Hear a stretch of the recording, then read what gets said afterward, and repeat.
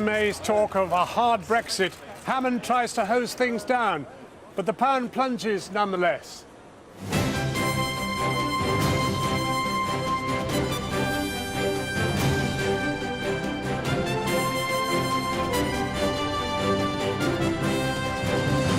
The British people did not vote on June 23rd to become poorer or less secure. Good evening from the Conservative Party conference here in Birmingham. On a day of confusion between those advocating a hard Brexit, no free market, no free movement of people, no access to the single market, and those Tories who want a, say, rather softer, gentler exit from Europe. The splits here are not as evident as they were at Labour's a week ago, but the fragmentation of British politics is inescapable in the aftermath of the referendum. Tonight, we see clarification as the bells of Birmingham sound out their 7 o'clock sound.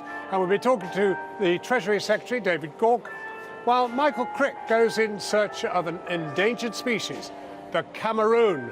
Who better to comment than the Prime Minister's husband? It does seem to me that everything that Cameron and Osborne stood for is now being ditched. Is that a fair way? I think questions like that, Michael, you're going to have to ask the Prime Minister herself. All you have to do is deny it. And we will be speaking to one of the key Cameroons, Sir Craig Oliver, the former Prime Minister's Director of Communications. Also tonight, Hungary rejects the EU's plan for refugees, voting against taking its fair share. The Prime Minister celebrates, but not enough people took part in the vote for it to count. Tonight, we meet one of the Syrian refugees notoriously turned away from the Hungarian border, despite being in a wheelchair with cerebral palsy.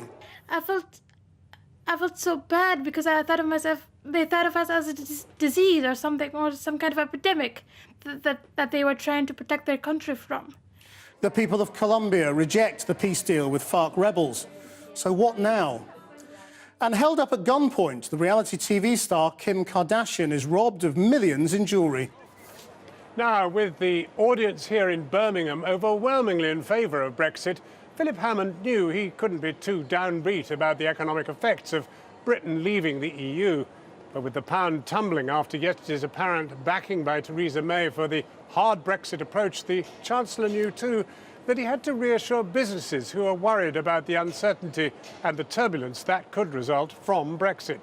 So although he praised his predecessor, George Osborne, he abandoned one of his main economic targets, as our political editor Gary Gibbon now reports. Yesterday, Theresa May thrilled Tory Leave supporters, sounding like one of their own, giving a date for the start of the talks process, all but ruling out full membership of the single market.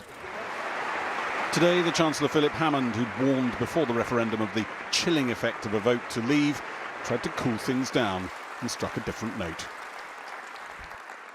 Many businesses which trade with the EU are uncertain about what lies ahead. They have understandable questions about the process of the negotiations, and I understand their concerns. Business, after all, hates uncertainty. The message may be simple, but I can assure you the process will be complex. The Chancellor said business confidence could go up and down on a bit of a roller coaster.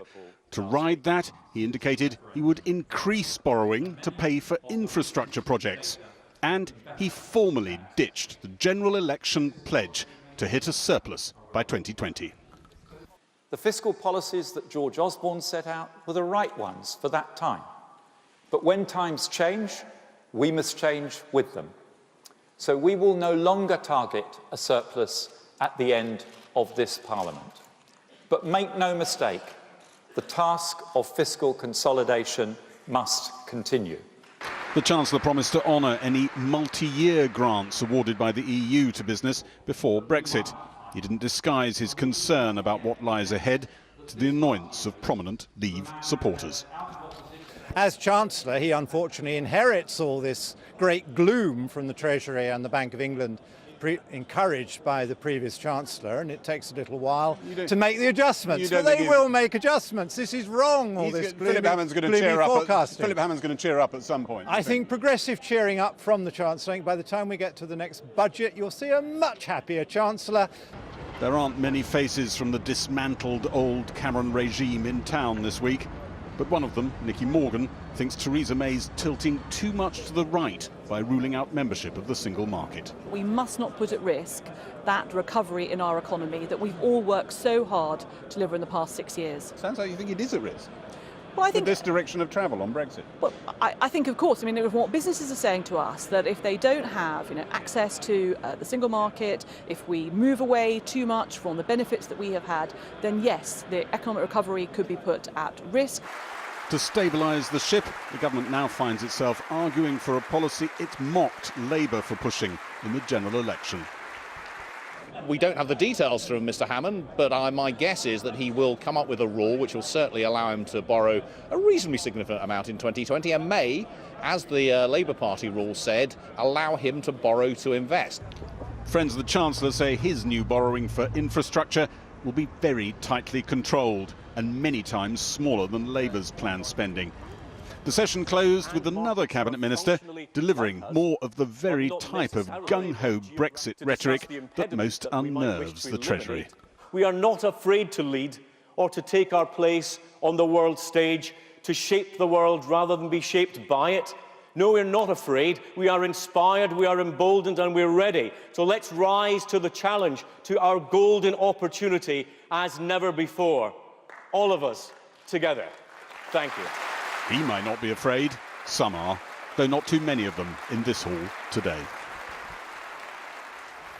And we'll have more from the Conservative Party conference shortly. But while Britain voted for Brexit, the right-wing Hungarian government had another plan for dealing with its differences with the EU. It opposes Brussels-imposed quotas to spread refugees and migrants between member states. But as one of the biggest recipients of EU funds, it does not want to leave the Union. So it held a referendum receiving 98% support, but well below half of the electorate voted, rendering the result constitutionally invalid. Now the government wants to change the constitution to make it legally binding. Fatma Manji reports. Edith Pirosh proudly donned traditional clothing to have her say in the country's direction, even travelling backwards so the outfit wouldn't crease en route.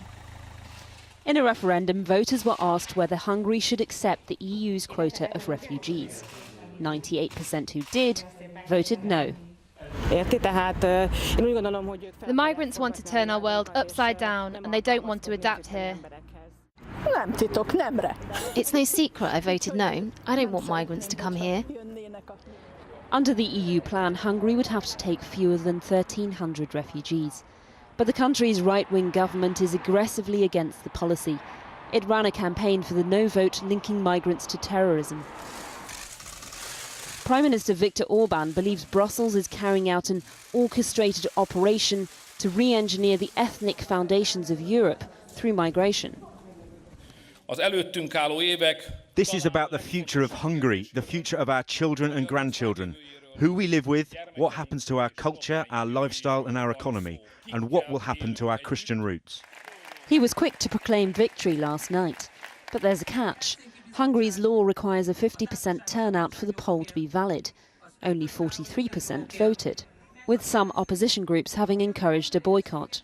It doesn't matter what happens because the government will communicate it the way it suits them. But we need to show not everyone is a Nazi here. In Parliament today, though, Mr Orban insisted the no vote was the will of the people, saying he'd amend the constitution to make the vote valid. It's just the latest in Hungary's heavy-handed stance on migrants. Last summer, as the crisis unfolded and thousands crossed the border from Serbia, there were clashes with police. Then the country built up a fence blocking off one of the routes into Europe. Now the numbers crossing have dried up. But just last week, Amnesty International accused Hungary of carrying out violent abuse and unlawful detention of asylum seekers.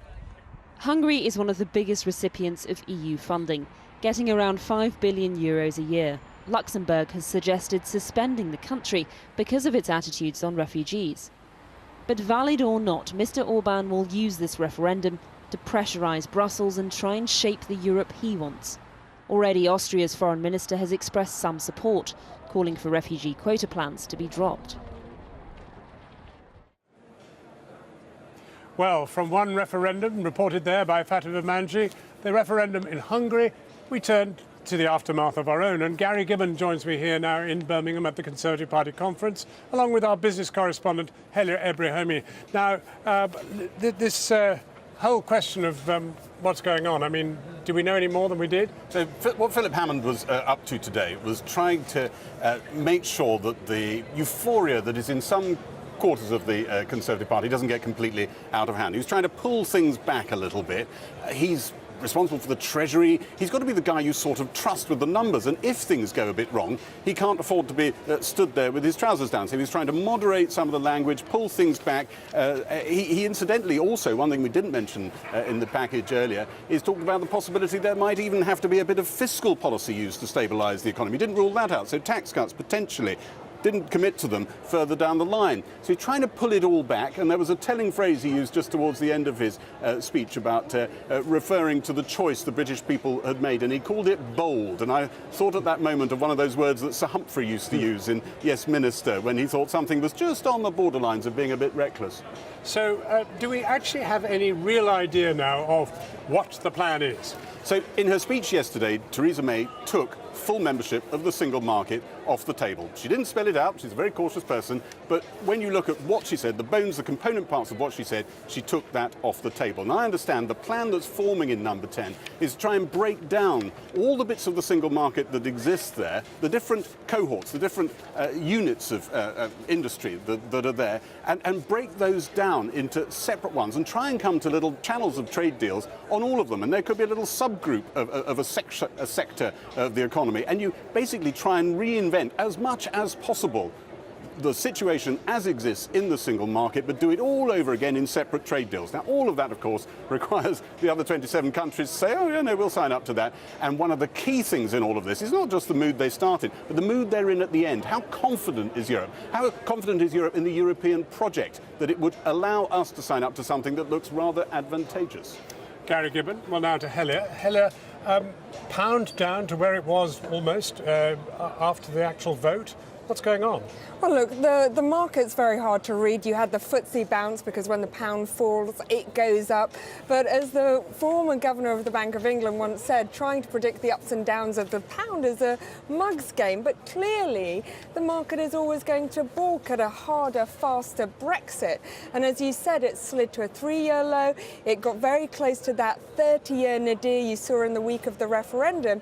And when the Chancellor spoke, actually the details on the fiscal information was a bit light, and the market doesn't like that. So while Brexit has proved less, I guess, of a shock, people are very confused about the true implications of what it'll mean in the next 2, 3, 10 years. Hello, Ebrahimi. Thank you. Well, I'm joined now by the Chief Secretary of the Treasury, David Gauke. He's one minister who made it straight across to the Treasury team in this outfit. Now, what is interesting is people are wondering, what was the mandate that the referendum actually gave them? Yes, leave Europe, but they didn't say whether they wanted a hard exit or a soft one. Well, the very clear position from the British people is that we have to leave the European Union. It's now the job of the government to implement that in the national interest, and that's what we're determined to do. I think there is a clear signal, I think, from the British people that we do have to address this point about immigration and immigration from the European Union, and we have to, if you like, take back control in terms of migration policy. But our job is now to make sure that we get the best deal. That requires us to respond to the British people on immigration, but also requires us to get the best deal possible in terms of access for British businesses for goods and services to the European Union. Well, now, it's no secret that you were against Brexit, and you've been brought across, as I say, from the previous team in the Treasury, the only minister to have been brought. Are you here to ameliorate the worst of Brexit? No, I don't think I'd put it in those terms. The job of the government, well, and all of the government... It's difficult suddenly to change horses, isn't it? There you were, and now here you are trying to do a totally different job. Those of us who are on the Remain side made the case to the British people. The British people rejected the arguments that we were making, but it's now the question of all of the government, whether we were Remainers or whether we were Leavers, to work in the national interest to deliver Brexit, and to do it in such a way that is good for the economy, good for the British people. Well, Chancellor Hammond did actually hint that there is going to be some trouble down the line, that almost certainly there'll be, a little nastiness somewhere along the track. And I mean, he actually said no one voted for Brexit to make us poorer. What did you make of that? Well, I think that's a perfectly fair point, and I think in terms of the uncertainty that is undoubtedly created by a vote for Brexit, we are going to go through a transitional period. We're going to go through a period of uncertainty, and what the Chancellor was saying today is that we need to be able to respond flexibly to that period of uncertainty. We don't quite know what's going to happen. It has to be said, and I speak as a Remainer, that the UK economy has done better in the months following the Brexit vote than many predicted. In part, I think, because the UK economy was actually doing better before the referendum than anyone had quite appreciated. But we have to recognise that there are potentially periods of uncertainty, volatility, and the UK government needs to stand by and be able to respond to that, and I think that's the responsible thing to do. Now, when do your constituents come into play? When do you as an MP in Parliament have something to say about how this is to be done? Because at the moment, the claim is that Mrs May is saying we can trigger Article 50, we can do all sorts of things, we don't really need to talk to Parliament at all. But this is an elective democracy and people have elected you to represent them. This is true, but the vast majority of the House of Commons voted in favour of having a referendum on European Union membership. Having had that referendum, I think Parliament has to respect that decision, even though most parliamentarians voted the other way, but we have to respect the decision. But they've got to have a chance to respect it, haven't they? I mean, they've got to be consulted at some point. Well, when it comes to Article 50, that is the triggering of Article 50, that is a prerogative power, and therefore the executive essentially can make that decision. But of course, we've also tested in the courts. It is being tested in the courts, but our view is it's very clear that that is a decision for the executive. But also, of course, we've got a great repeal bill which will go through Parliament, which will change the nature of the relationship we have with the European Union. So, of course, Parliament will be involved in this process. But you as an MP, will you ever be consulted as to whether you want a hard Brexit or a soft Brexit?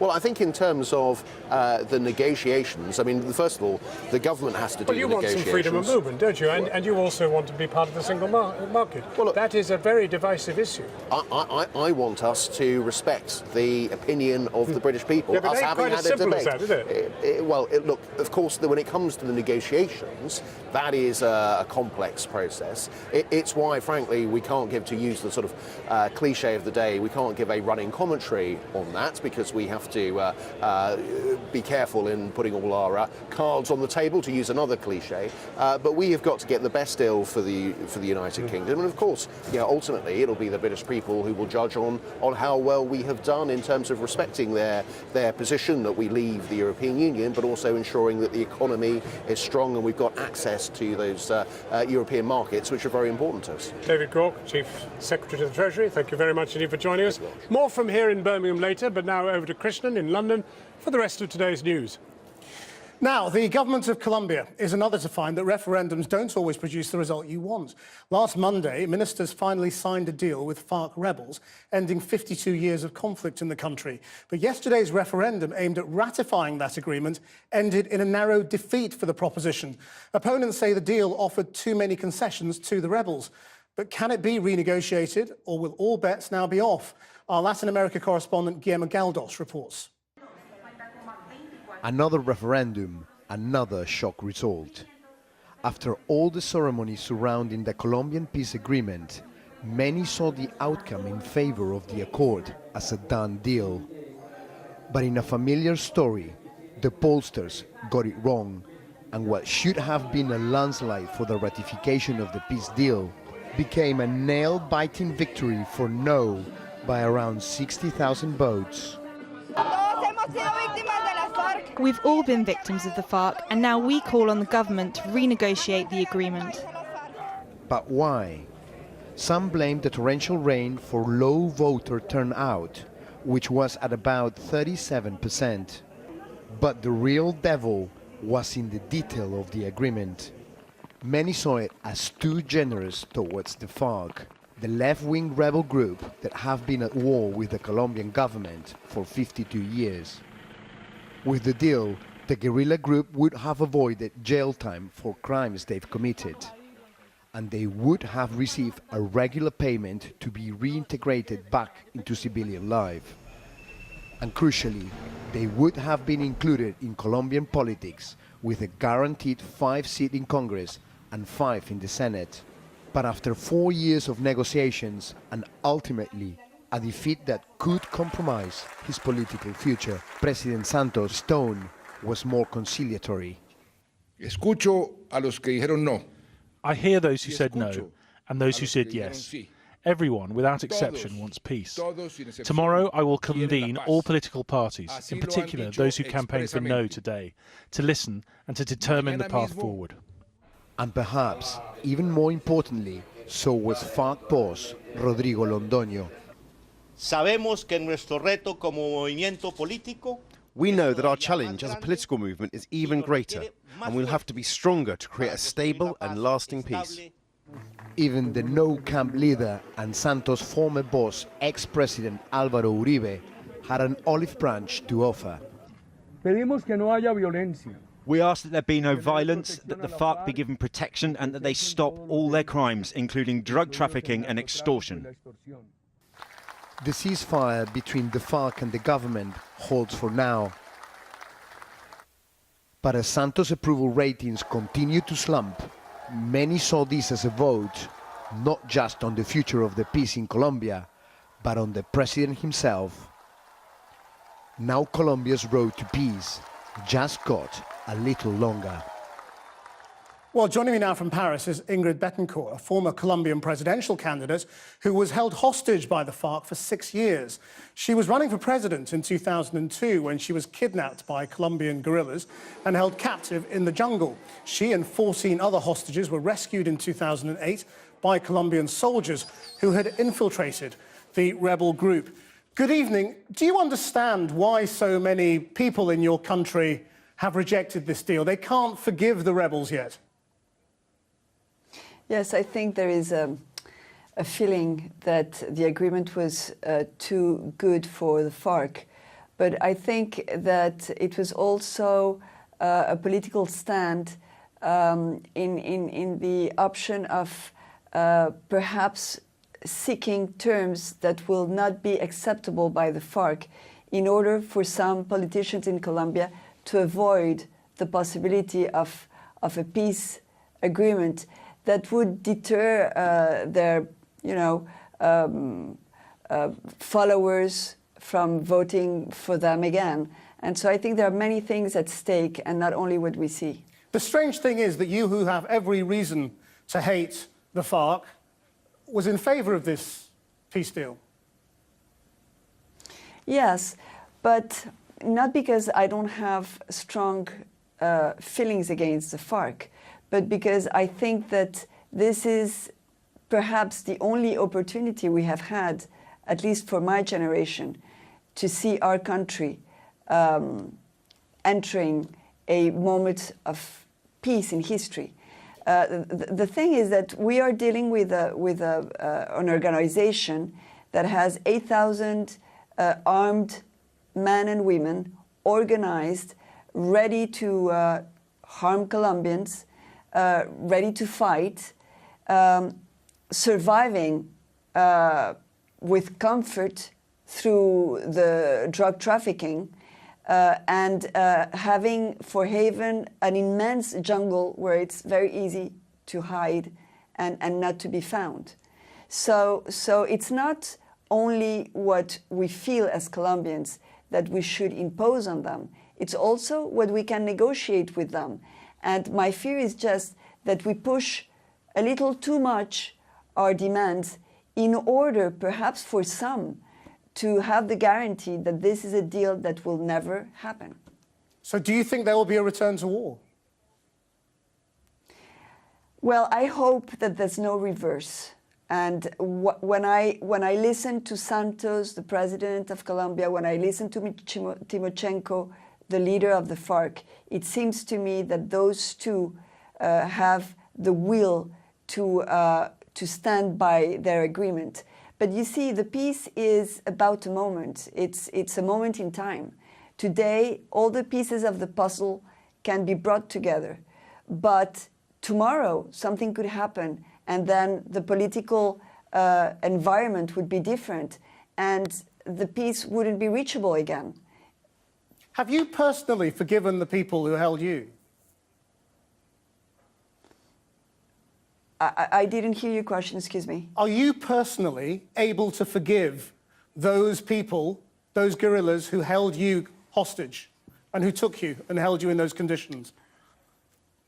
Look, it's very hard I mean, the will is there. The decision, the rational decision to forgive is there because I understand that it's my way for freedom.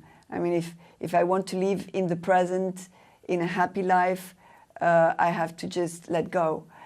But it is true that my emotions are going on reverse because when I see Tymoshenko, for example, and I see other leaders of the FARC, and I think that, for example, my former captors could be Nobel Prize winners tomorrow, it's difficult for me. It's difficult for me to think that what the journalists show on TV, like these camps of the FARC, and it seems glamorous with young guerrilleras cleaning their weapons. Well, for me, it was the place where I was tortured, where I was kept for nearly 7 years in captivity. So my feelings are difficult to administrate, but then I have to always think about my children and my grandchildren, and I have to think, is my pain enough to condemn them, to live the same thing I lived, and to suffer what I suffered? And the answer is no. The answer is that we have to get through our pain and construct a better future for the future generations. Ingrid Betancourt, thank you very much indeed for joining us. Now, within the last hour, the US State Department has said that America has suspended bilateral talks with Russia over Syria after Moscow failed to live up to its commitments. On the ground today, Syrian government forces have captured large swathes of ground in the north of the mainly rebel-held Aleppo and destroyed a major hospital. After a week-long military offensive, airstrikes by Syrian armed forces targeted the Al-Sakur district hospital with at least 7 missiles. 2 patients were killed, more than a dozen were injured. It is no longer operational. Elsewhere, Syrian rebel commanders claim to be closing in on the Islamic State group stronghold of Dabiq. It has featured heavily in IS propaganda as the site for an apocalyptic end-of-times battle. In Hama, a cave hospital built underground was targeted by airstrikes too. And there's been fighting between rebel groups and Syrian forces in Ghouta, on the outskirts of the capital, Damascus. As the UN Security Council began talks today on a draft resolution that calls for an immediate truce in Aleppo and a military no-fly zone, the UN Secretary-General again condemned the military strikes. We are out of words to express our outrage at the carnage, especially in Aleppo. The brutality is unrelenting. Well, Najin Mustafa is just one of more than 1 million refugees to flee Syria for Europe over the past few years. But the 17-year-old made the journey from Aleppo to Germany in her wheelchair. She has cerebral palsy. She's now written a book about her extraordinary journey. It was while watching soap operas in her 5th-floor Aleppo flat that Najin Mustafa learnt English. Because of attitudes towards her cerebral palsy, she didn't go to school. But in July 2012, when the war in Syria came to her neighbourhood, her parents decided to leave the apartment and flee to the town where she was born, near the Turkish border. But the fighting followed, so Najin, along with her sister and hundreds of thousands of others, fled across the border. Her destination, Germany, where her brother lives. The 3,500-mile journey would see her risk her life, crossing the Aegean Sea in a rubber dinghy. She was turned away at the Hungarian border, where she saw police fire tear gas and water cannon at refugees. But after a year, she was finally reunited with her brother and now lives in Cologne, where she finally goes to school. Well, I spoke to Najin Mustafa from Cologne earlier, and I asked her why she had had to leave Aleppo. Well, we were being bombed daily, and we feared that the army might break into the city, and then there was ISIS. So there was general fear. And how did you think it through? I mean, obviously, it was going to be difficult to leave. in a wheelchair. I simply didn't want to be buried alive with all the stress and misery that I was surrounded by in Syria. Can you tell me about the difficulties of actually travelling? There was much difficulty, but I know that I'm gonna do this only once in my lifetime, so I wanted to enjoy it. You will have seen in the news today that Hungary has voted to reject the idea that it should take its fair share, as it's decided, of refugees and asylum seekers. You also tried to go through Hungary, didn't you? Tell me what happened when you went to the Hungarian border. What happened was the door was closed, so people were protesting. That absolutely broke my heart. The guards were just standing there like robots, and I felt so bad because I thought of myself. They thought of us as a disease or something, or some kind of epidemic that they were trying to protect their country from. I'm not a disease. None of us is. So you had to turn around at that stage and say, right, we'll go another way. Yes. Tell me about that decision. We were afraid, me and my sister, but we had to find another way. I felt like I was in a Mario game where you always have to find a secret door or something. Germany welcomed the refugees in great numbers, but then many Germans started to have worries about the number of refugees that were coming into the country. What has been your experience of the welcome that you've received as a refugee? I received a great welcome from people in Germany. I was really accepted. But I also had my worries. I also had my worries about how I'm gonna look like, what would be their impression about me. And I think pretty much a really big number of the refugees thinks the same. I mean, we are willing to adapt ourselves to the German lifestyle because life has to go on for us, and we are generally a good people, so we are not willing to harm. When you look at what's happening to your home city of Aleppo now and the bombing campaign, what do you think should happen to stop it? I don't actually know if I have to cry or laugh, because I've heard many of the politicians complain about the refugees and this crisis. And it feels awfully weird because they know the reason why we are here, and they know that we are heartbroken to see our homes destroyed. So I think they know the key to the solution, but they are just maybe can't or are unwilling to do something about it. Can you imagine ever going back? I am going to go back one day. Nothing lasts forever, and so is war. Najin Mustafa talking to Krishnan there. Well, now, welcome back to the Conservative Party conference in Birmingham, where the new Prime Minister, Mrs May, is riding high after her clear message on Brexit and immigration yesterday. But what about the men who used to run the show and delivered the first Conservative majority for 23 years? Our political correspondent, Michael Crick, has been out in search of that endangered clan, the Cameroons. Less than 3 months into the job, and there's talk of a sellout. Yesterday, the box of Theresa May pin-up posters in the Tory shop. 9, 10, 11, 12, 13, 14, 15, 16, 17. So 24 hours later, how are the Theresa May posters? Blimey, they've sold out. All gone? All gone, yeah. You misjudged how popular she'd be. But if you've got £35, you can still get this limited edition book of David Cameron's speeches and pictures. What's happened to David Cameron? Oh, it's lovely. Isn't that she, how hard-working he was? What a marvellous leader he was. George Osborne and David Cameron, what's happened to them? They seem to have disappeared off the off the surface of the Tory conference, really, it seems. What about Osborne? Do you think he's finished? I don't think so. I think he's still keen to carry on. I have that But why is he feeling. not here then? Well, it's a bit embarrassing, isn't it, for them? Bit embarrassing? Yeah. Why? Well, because he'd been demoted suddenly and it was all rather quick. George Osborne may be absent, but his northern powerhouse does have a small stall here. Only now it's got a big rival with friends in number 10, the Midlands engine. And it's what, 3 or 4 times the size of the northern powerhouse stand round the corner? Symbolic.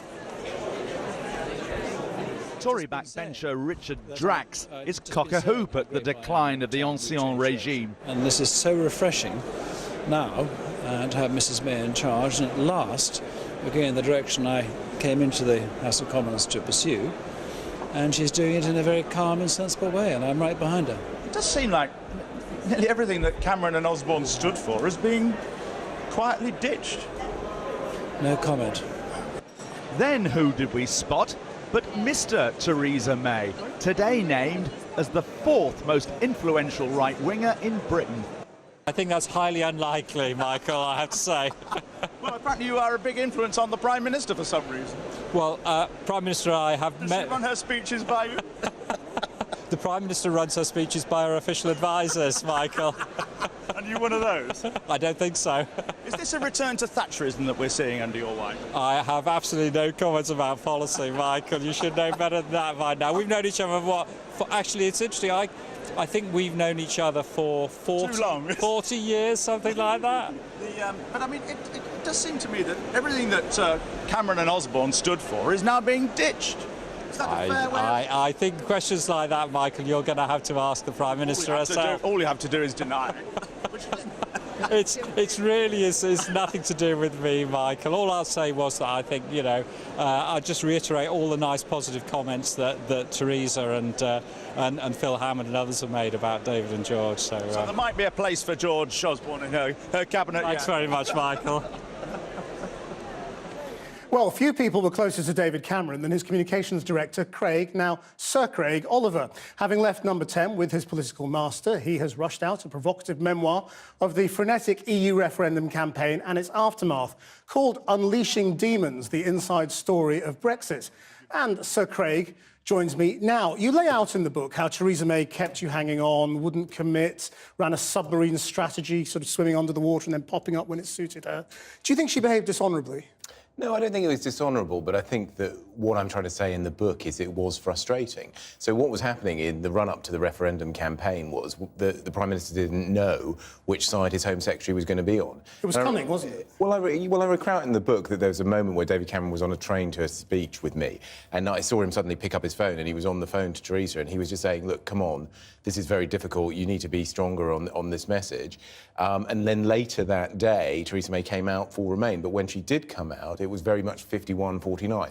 And the story of the campaign was her being equivocal, and that was a problem for us. Now, it's perfectly legitimate. But she let him down, didn't she? Well, it's a perfectly legitimate thing to do. I'm sure she was sincere in her views. Why is it legitimate if she let down the campaign? Well, no, because... She helped you lose. No, because I think what she was saying was that this is where I stand on Europe. I don't think the sky will fall in if we leave Europe. She was 51-49. Okay. I'm sure she was sincere in that.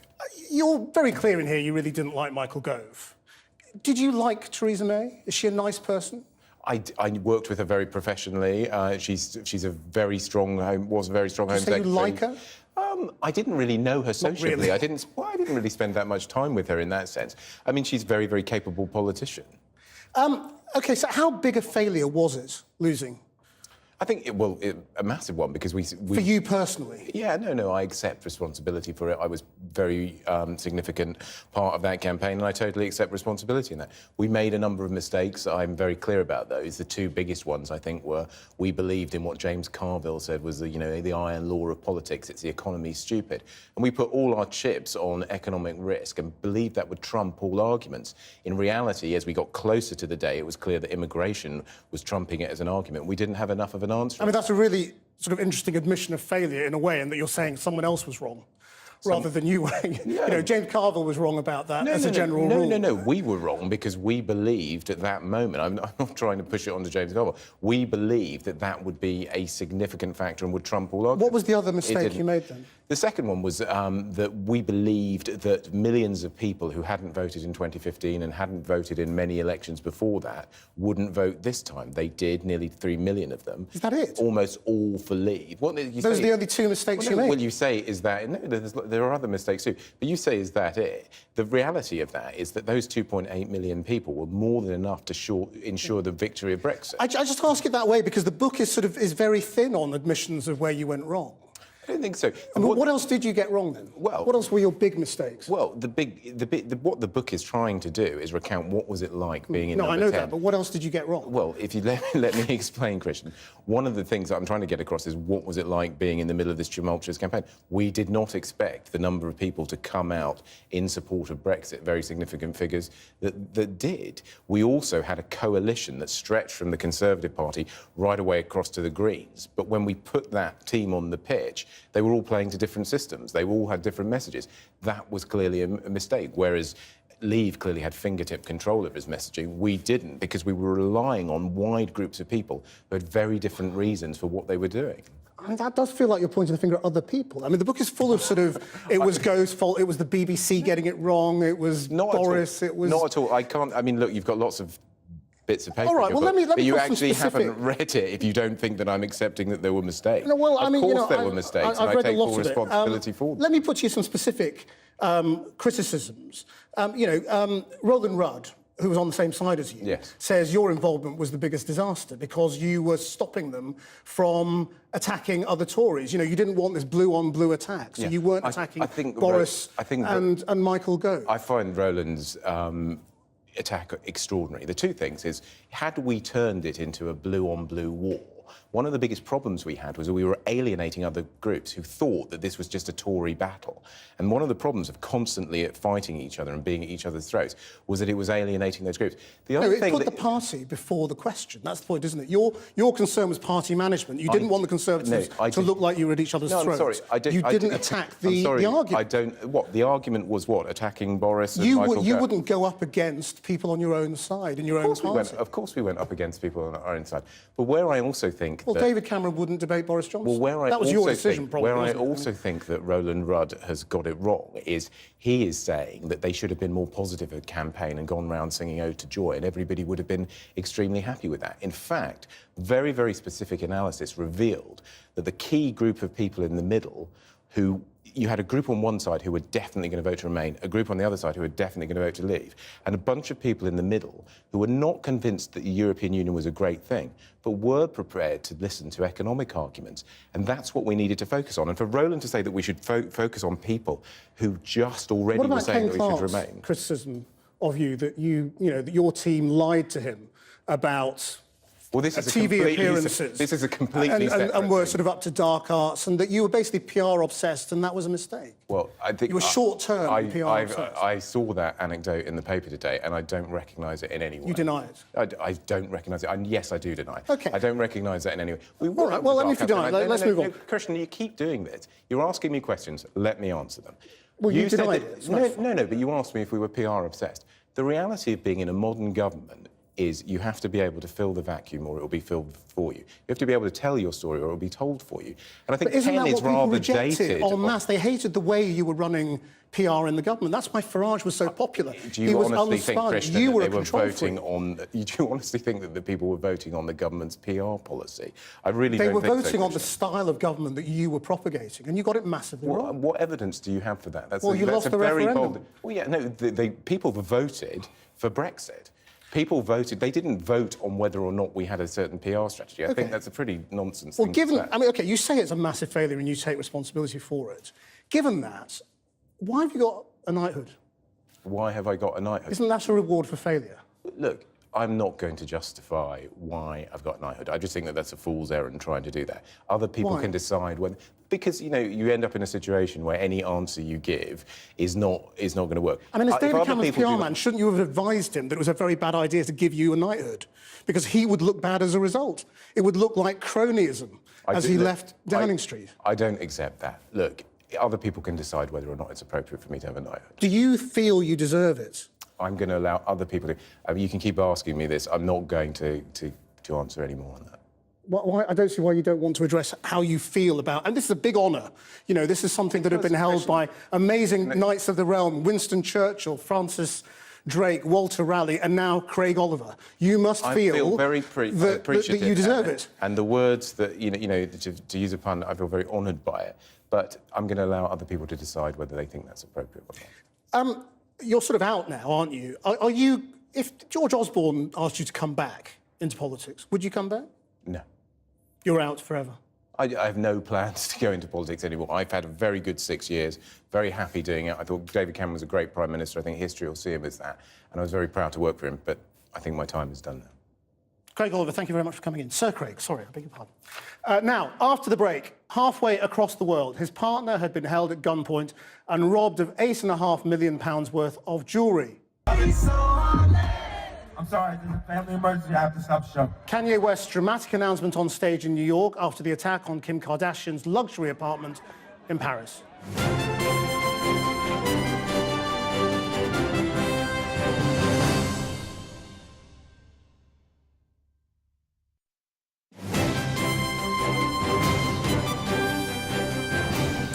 If you've got it, flaunt it. It's the maxim that's worked well for the reality TV star Kim Kardashian. Last year, she earned $52.5 million from a variety of activities, including modelling, makeup and tweeting for money. But did posting images of her bling on social media attract a gang of 5 attackers who apparently entered her Parisian apartment this morning and robbed her of millions of pounds worth of jewellery at gunpoint? Here's Paul McNamara. She's famous the world over for, well, being famous, and wherever she goes, the cameras follow. But today, they were left filming a crime scene. This is Kim Kardashian's Parisian bolt hole, and in the early hours of this morning, she was held at gunpoint here and reportedly robbed of £8.5 million worth of jewellery. At around 3 a.m, 5 men dressed as police officers reportedly entered this building, handcuffed the concierge, and made him lead them to the apartment Miss Kardashian was staying in. She apparently begged for her life as they threatened her with a gun, before locking her in the bathroom and cycling off with a ring and a box of jewellery. This is the moment her husband, rapper Kanye West, found out. I'm sorry, there's a family emergency. I have to stop the show. On stage, mid-concert, and in New York. Badly shaken but physically unharmed, today she fled the city with her entourage after talking to police officers and headed for a private airfield. Kim Kardashian's life, and indeed her previous visits to Paris, Ready for the wedding? Together. No talking while we're Okay, together. No talking. have been well documented by paparazzi and by Miss Kardashian herself in tweets and Instagram posts. Given that some companies are willing to pay her $25,000 for a single tweet, who can blame her? But in live blogging her way across Paris on social media, did she give away crucial intelligence to would-be thieves? This Snapchat video was posted by the reality star shortly before this morning's raid. Apparently that's a £3 million ring peeking out behind the phone. Kim Kardashian's power is PR and press coverage. Today, not even a year since terrorist attacks in Paris that left 130 dead, it's the Kim conundrum that has left politicians fearing for a tarnished reputation for this city. Regardless of all the very expensive advertising we do to promote I Love Paris, tourism and the image of Paris, all these ads have been brutally cancelled by the Kim Kardashian case that will be played on a loop across the media.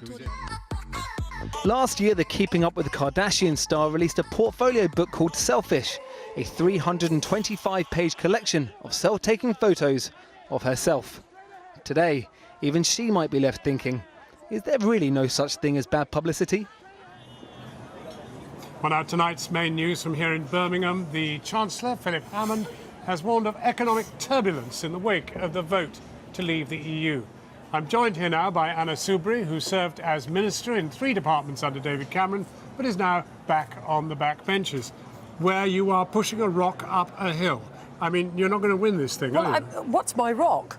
Well, your rock is... What's my rock, John? Your rock is the referendum which voted against you. Oh, no, absolutely right. And you absolutely are right. And it was 52-48, and we've said we'll deliver on it, and that's the job to be done. But let's not forget that 48%. And let's not also forget that it's right that we must now get the very best deal for our country. Yeah. And at the moment, Labour's saying absolutely diddly squat. So somebody's got to stand up and ask the tough questions and make sure we do get that best deal. But at the moment, Parliament, you, an MP, basically has no say in this matter. Well, it's all going to be done by executive order. Well, that's the thing we've got to make sure it doesn't happen. And I think it was quite interesting that yesterday the recognition of Parliament being involved. I mean, we don't know what's going to happen with this legal challenge to the Article 50 trigger. I mean, I haven't seen the skeleton arguments, but it's really important that Parliament is involved in it. And also that, you know, everybody else gets involved in this, and business, most importantly, begins to speak out about what they want. Don't you now have to speak out about what can be achieved rather than saying, no, this is horrible? Oh, no, I don't do that. I mean, everybody knows my views on it. We've got to move on, and I absolutely have moved on. We've got to get the best deal for Britain, and that's why I'm such a passionate believer that, you know, that we want that free trade, and the Brexiteers, you know, the three of them, talk about that free trade, and in order to do that, we need to be a member of the single market. But you're a diminutive minority in the party. What? Do you know what's really struck me? One, that I thought that I'd get quite a bit of grief here, people saying, oh yeah, put a sock in it and all the rest of it. That'll be on Twitter now. But instead, I'm finding people are coming up to me and, you know, shaking my hand and saying, thank you, keep going, keep going. We mustn't forget that it was, you know, it was 48-52, and I know we've got to accept the result, but there are still a lot of people out there who believe in the European Union, but now we've got to move on, accepted that, but we've got to get the best deal. And we have to keep the Brexiteers, keep their feet to the fire. Did you read the difference between Theresa May and Philip Hammond? And Philip Hammond was being very realistic about things and saying... What about the Prime Minister? Was she being realistic? I think what she was having to do yesterday was she was telling us about this bill that's going to go through Parliament. She was telling us about the trigger. We've seen the pound go down. There is a connection. Let's get real about this, guys. And of course she's going to give an upbeat speech. That's her job. Hammond is that cool, calm, you know, he's the accountant that comes in, often delivering the bad news.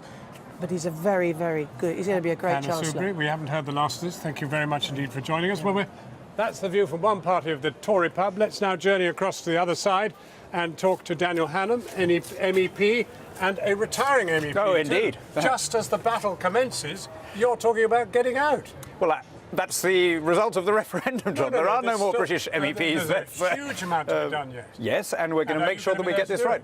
Well, I'm certainly going to see this process out until Brexit comes into effect. And the challenge now is not about whether it happens or when it happens, because we know all that now. It's about making it a cordial and mutually advantageous process that brings benefits to the rest of the EU as well as to us. Doesn't quite sound like Theresa May yesterday. She was not very cordial. She was saying, you know, this is what we want. No, bang. she said we wanted the closest relations with our European allies, and she's right to want the closest relations. We don't need to be part of a political union with other countries to have close, tight relations on diplomacy, defence, security and commerce. What about single market? Well, we definitely want to leave the customs union. The whole advantage of being outside the EU is we can have free trade with China, with India, with Australia. We can do huge amounts to boost developing countries. The single market. But in terms of common rules, I think we should, of course, we want to be part of. We need to obey EU rules when we sell to the EU. So the we European shouldn't Court of impose Justice all of them on the vast majority of the UK economy that doesn't trade with the EU. So still beholden to the European Court of Justice. Well, look, when we sell to China, we meet Chinese regulations. When we sell to Russia, we meet Russian regulations. Of course, when we sell to the EU, as only 6% of our businesses do, we'll meet EU regulations. There may be one or two very specific industries where that's such a big part of their trade that it makes sense sector by sector for them to keep something closer to the current arrangements. But the vast majority of businesses in this country don't do trade with the EU. You cannot have access to the single market without freedom of movement. As a matter of fact, that's not true. The whole world has access to the single market. The EU just signed trade agreements with Colombia and Peru. I mean, it doesn't have to be with free movement. The argument against membership of the single market is nothing to do with immigration. There's a distinction between France and Peru. Yeah, but... Well, sure, okay. Even within the three EEA countries, one of them has restrictions on the numbers of EU migrants, and two of them don't. So it's just simply not the case. There's a different argument against accepting the jurisdiction of the European Court. Nothing to do with migration. It's to do with being the most competitive economy in the region, the place that people want to come and do business, cutting costs for the lowest paid people here, and providing a huge boost to developing countries. Daniel Hammond, thank you very much indeed. We're back tomorrow, 7 o'clock, but that's it. Channel 4 News. Good evening.